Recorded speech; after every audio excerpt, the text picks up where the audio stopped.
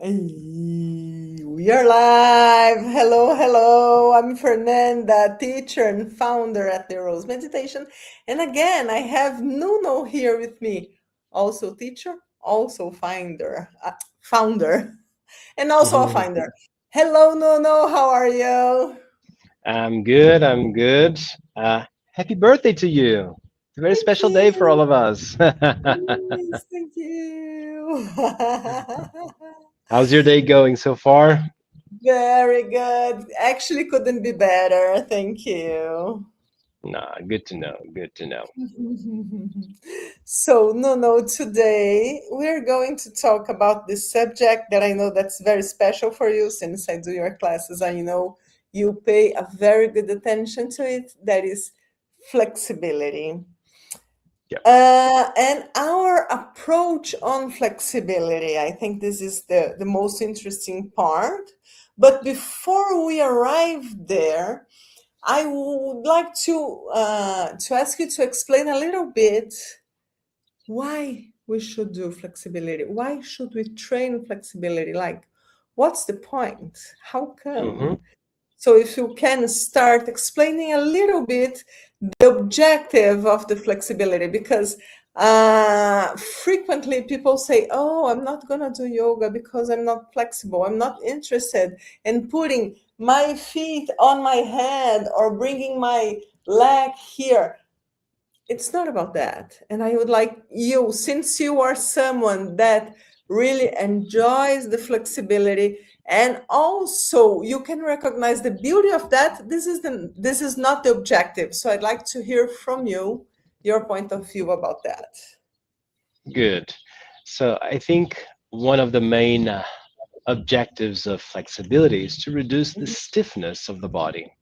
Mm-hmm. We see a lot of people with that issue in very Mm-hmm. simple things such as seated on a chair, on a couch, having a hard Mm-hmm. time to get in or out of bed. So, and flexibility is the training that will unlock that everyday movement, that mobility somehow. And of Mm-hmm. course, when you're doing the classes, if you put flexibility out, the class will be extremely hard. You need to develop flexibility to get stronger. You need to develop flexibility to be better at breath work. You need to develop flexibility in a very wide vision, not to make those crazy positions. If you want, that's perfect. It's doable with our Mm-hmm. trainings, but Mm-hmm. that's not the main intention. It is to give you structure. Okay. Mm-hmm. Uh-huh. Like And that. Give you yeah, structure. Perfect.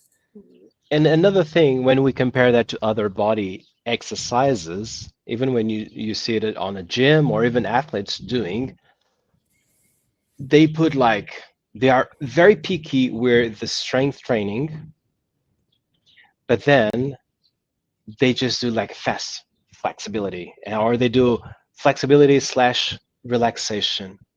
Mm, level up the flexibility importance in your trainings, and you're going to Mm-hmm. see great results. I just, And so it I'm is sorry. important. Go ahead. I just finished.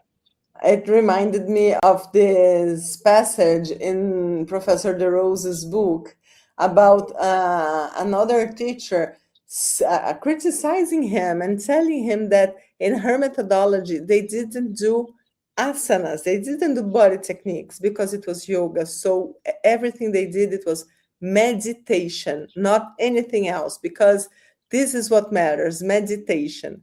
And he said, okay, I respect you, but like a few moments later, someone arrived and asked, "Oh, Jane Doe, how's your back going?" And she said, "Oh my goodness, it's so sore that I'm not being able to meditate." Right. Yeah, kind of I think this the explains a thing. lot. Yes, yes, and probably you see, like very recently we have the World Cup, right? Mhm, mhm, yeah, yeah. And even when you see, they are like top tier athletes, they are competing there in football, but still they are very good athletes. But then when they are warming up, leaving the locker room, it seems almost silly. Like, Yes. come on, you train so many hours, like it's your life, and you have a very short uh, professional lifespan, and you train a lot, but for the flexibility, you're just not even scratching the surface. And they are Mm-hmm. very stiff. You see, uh, so I think that making flexibility something important for your physical well-being. It doesn't matter if you're an athlete or if you are an architect, do it the same way. Move your body, bring that mobility, bring that flexibility, be able to tie your shoelaces every day for the rest of your life. To wash our Yeah, okay. foot during the Yeah. the shower. And it's interesting because you were talking about the soccer players. They are so vulnerable to have physical injuries. And usually, when they do, they are apart from playing for like months. And maybe if they did good flexibility exercise, those injuries would drop like almost Mhm. vertical drop, but they do this poor flexibility Yeah, training. You're right, yeah. you're right. But now we see that more recently, it's a very, very recent stories that have been shared on social media mostly, that you Mm-hmm, bring names such as Cristiano Ronaldo or Haaland from Norway, saying that the yoga practice is part of their core training and it's not mm-hmm, an add-on to their trainings. mm-hmm, And so I mm-hmm. think there's a chance there that they are doing more flexibility. And Hope with that, so, hope so. it's not just about flexibility, but it's Mm-hmm, also about flexibility. mm-hmm, yeah. For example, I was never a sports guy, never in Mm-hmm, my life. So everything that I accomplished, it was through our practice. All the strength that I can do, all the flexibility that I have, it's just pure result of that. People ask me, "Were you an athlete? Were you a dancer?" No, I wasn't. Okay, it's all part of that. Um, so that means even if you're not flexible and you're questioning, should I do a DeRose class, yes or no? I would say yes. I was not flexible at all when I first started, and I was able to accomplish great things. And so we all start from zero, mm-hmm, and that's the point. Okay, even like this week, I was having a student with issues with flexibility. I was there close to her saying, do you need any help? I think you should do like this or that. That's because I'm not flexible. I had to say, that's why we are training flexibility. right. It's not something that you need to be flexible to be able to do a class. Opposite. Okay. Even if you have zero or negative flexibility, you're welcome to come to the Mm-hmm. class. I Okay. see. You're more than welcome to develop that like I did 20 years ago when I first started. I was not flexible. And my teachers were patient. I was disciplined, and then I was able to do. I'm still able to do a lot of crazy stuff because of that. And I was going to add up something. No, no. Even though you say, you know what? Even though I don't want to practice yoga, I don't like meditation. Okay, even those should train flexibility, because if you wanna grow old health, you should be able to be independent. And there is not independency without flexibility. The same way you need to train your strength, the same way you need to train your balance, you do need to train your flexibility. Like to do the most silly and basic things in your daily routine, you need to have flexibility. You gave the example of lacing the shoes or washing the feet during the shower. Like these things, they are important. It is important that you can stretch to reach something without getting a cramp in your back, and this is through flexibility training. So, Hmm. and it's not going to be enough if you arrive to 70 and say, oh, now I'm going to train my flexibility because I saw Nuno's and Fernanda's podcast and they said that I need to train my flexibility to grow. No, you have to do that 30, 40, 50 years earlier than that. So, worst case scenario, train your flexibility to have a decent uh, Future. life when you are older, or a decent future. Thank you, no. Yeah. And moving on to the next subject, inside flexibility, you told me you are not a sports person, but do you have any experience in other ways to train flexibility? You gave the soccer players example that was perfect, but do you know other examples of yours, or someone else's? Yeah, I think I will have more feedback from my students that they Mm-hmm. are athletes or they do other sports. Mm-hmm. And because for us here in the Rose, being close to our students, it is one of our values. It's not just a number, it is a person that has a history. Uh, and so, what I see, for example, I had a professional climber for years as a student, Philippe, and because of flexibility, he was able to do so many other things. And it was not just the flexibility that he was developing because he was so strong. As you can imagine, those fingers were like Hulk fingers, as you can imagine. Really, really, he was so strong.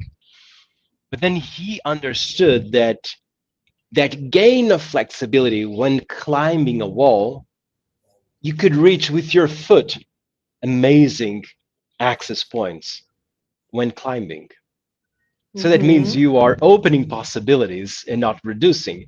Is not he can be really strong and hold on the tip of his fingers, but still, if he's flexible, maybe it's the tip of the toes that will be able to move on climbing. So that was a really good experience. Another one was from martial arts. Fernando was a great, great teacher, a very authentic martial arts teacher. Uh, and so he related a lot with our practice. As we know, our practice is ancient, our martial arts are ancient too. He said, for the first time, there's someone else besides me saying, you don't need to warm up. The practice is the warm up. Mm-hmm. You Mm-hmm. warm up while you are doing stuff. You don't need to do a pre warm up. Go, start, and move your body that way. And so, also, that was very interesting to see in him. Uh, but in terms of flexibility, it was the openness because martial arts are very close to protect your vital organs. So their posture in combat is defensive. Uh-huh. And then when he started doing backward flexions, lateral flexions, it seems like his torso expanded in size just because of that. And it's like, oh, that's crazy because it's important, everything that I do, but of course I need to counter execute somehow. I need to do the opposite of what I'm doing hours teaching martial arts. It was through backward flexions, lateral flexions, even torsions were so important to him. Mm-hmm. Let's see other athletes. I had swimmers as well uh, that they were great in empty retentions and full retentions. Their lungs were like out of the world, but the shape of the spine was not in a good shape. Hmm. And so asana flexibility were able to put that. everything in the right spot, and so on. I could list many other examples of how important and how much it expands the quality of their performance. And Mm-hmm. I think that's one of the uniqueness of our practice is how complete and comprehensive it is. uh, because we have this tendency of equalizing everything. We train flexibility, but we train strength. And we train with the eyes open, we train with the eyes closed. And then we train full retention with the lungs, and we train empty retention with the lungs, and so on. We train awareness with mantra, and then we train relaxation with, and so on. And it's so vast, so open, which helps a lot of the athletes that I were privileged to have them as students to expand their quality of life as athletes. Good, good. No, no. Since we follow a lot of people, I do it and you do it. Um, we can say by experience, not by science, but with our observation of ourselves and our students, that when you work your flexibility, your body flexibility, you are also working your mental flexibility. Have you noticed that in your students, in yourself? Do you have any story to share with us? Yeah, many stories to share. Uh, a flexible person in terms of personality will very easily develop physical Mm, flexibility. A more narrow minded person in terms of personality will have a hard time developing flexibility. of course. I'm not saying that is black and white only. There's a lot of gray areas, of course, but uh, I think there's a pattern there. Like there's a tendency to see that the personality and the body flexibility are kind of related, the same way as strength. Someone that Mhm. has a strong personality, if they go to the gym, probably they will Tends to develop a be lot of stronger strength. physically. Yeah, yeah, yeah. Yeah, It's not a rule. It's not going to be necessarily like that. But I already saw people that they are really flexible with their bodies, but not the personality. But I would say that definitely when you work your flexibility, you are going to be more flexible in your thoughts, in your ideas, in your routine, in your work. I think yeah, this is something that it's really noticeable, right? yeah. I think the soft skill that is underneath flexibility, if we consider flexibility as a hard skill, and then if we consider the soft skill, which is underneath, it is playing with your limits. Because Mm, of course we don't want to get hurt practicing. of So it means course. when you are doing a position, imagine a forward flexion, Mm-hmm. the one that we call Upavishta Konasana. In Mm-hmm. English is quite a very common name is pancake. When you bring your legs apart and you bring your torso forward down towards the floor. Um, I got lost. I was You saying, were help talking me. about training flexibility and how this is going to impact your personality to Yeah, bring more flexibility to your personality. yeah. Then I saw I mentioned that we don't want to get hurt. So the thing is, I'm doing a position that is working your pelvic opening and forward flexion at the same time in that specific position. And so that means you are kind of afraid of hurting the back of your thighs, your arm strings. That's kind of the most common thing that you are afraid of. So if you're mindful, and I hope you are, and we train you as students to be mindful, you are checking your limits. Say, can I relax? Yes. Can I go further? Not now. Breathe a little bit. I'm going to breathe. And now, can I go a little bit further? Yeah, just half a millimeter, and you go half a millimeter, and so it goes. So your brain, the soft skill that you're training with physical flexibility is getting close to the limit and pushing the limit forward, the And perception of your limit. negotiating. Yeah. So you have a perception of your physical limit, and you Hmm. are behind that limit and trying to push it forward, forward, forward, forward. If you transpose that to your life, you're training to be a more flexible, I even say open minded kind of personality.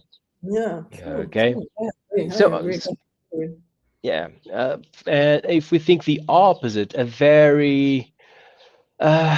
person that is very straightforward in a way, like very rules, math, absolute truth, you will have a hard time. Say, no, that's Mm, my limit, period. Can you mm, try to go a little bit further? No, that's my limit because I already assume that that's my limit. So that personality will have a hard time. So it needs more training to say, okay, that's your limit now. So if you start breathing, you're gonna question again if that's still your limit. Oh, okay. And then that's how we train that soft skill of expanding your limits, negotiating with your limits for a personality that is more black and white, zeros and mm-hmm, ones.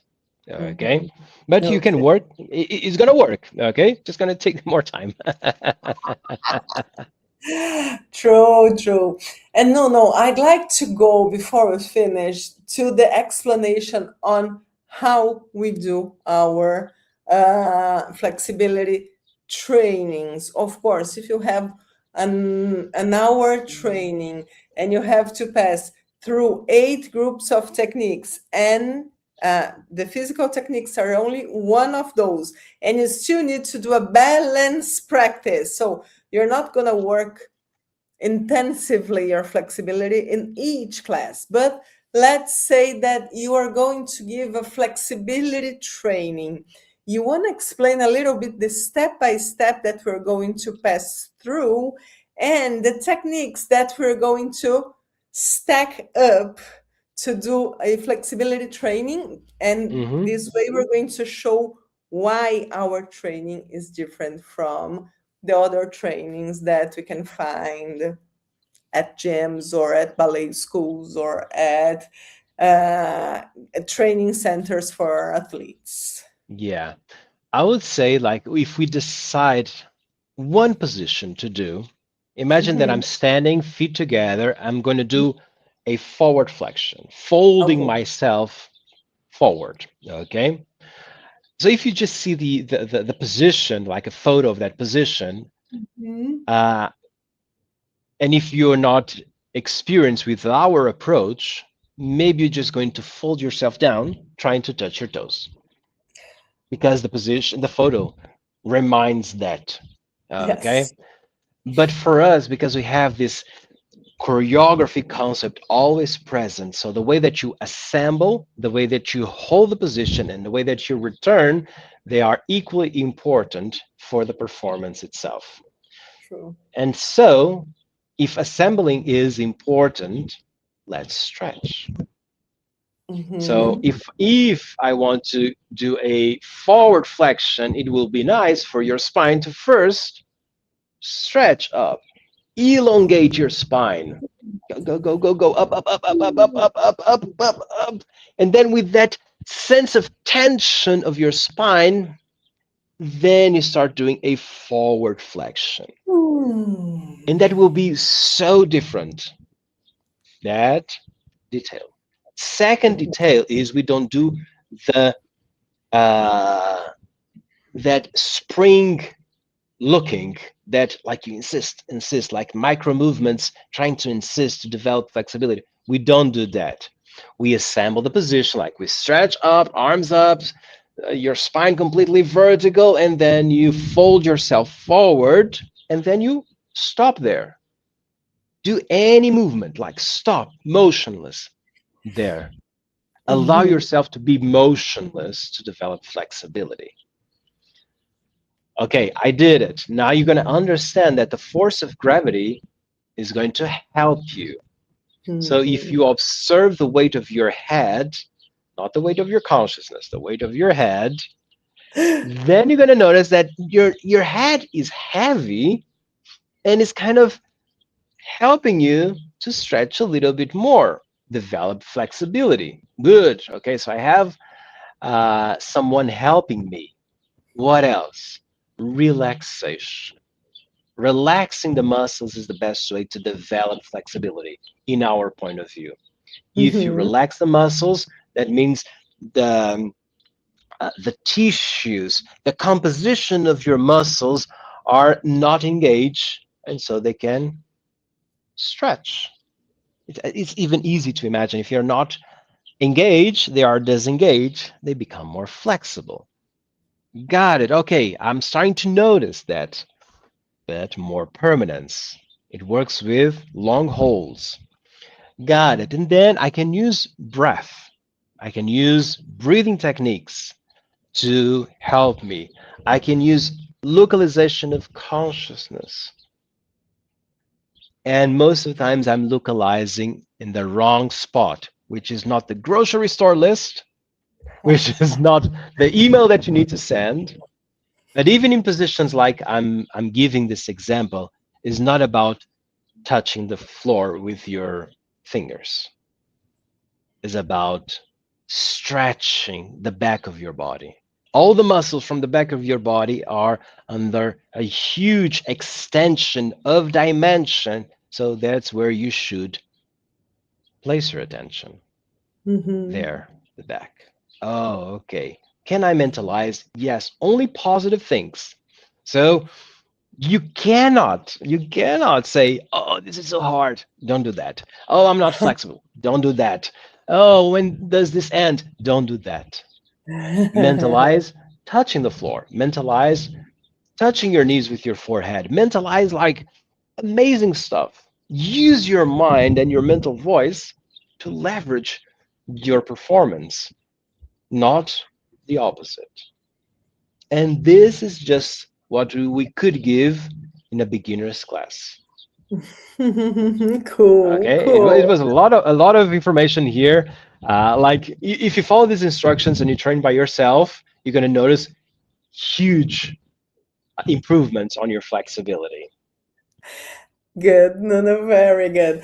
And you know that in Portuguese, since Larissa, she's a researcher and she's a science person, she gave us a lot of very useful information that we were not able to share today, but we're gonna send to you in the email and in the blog. So if you want to know more, follow our blog, read our email because there's going to be a lot of important information there. It's going to add a few more things to this beautiful conversation. And we are talking about flexibility because we are going to have a flexibility challenge.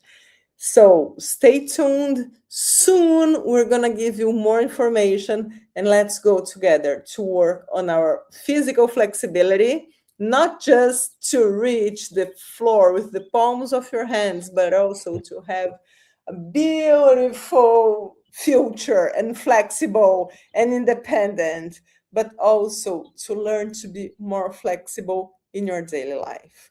So, we hope to see you in our challenge. See you in a week and have a mindful week.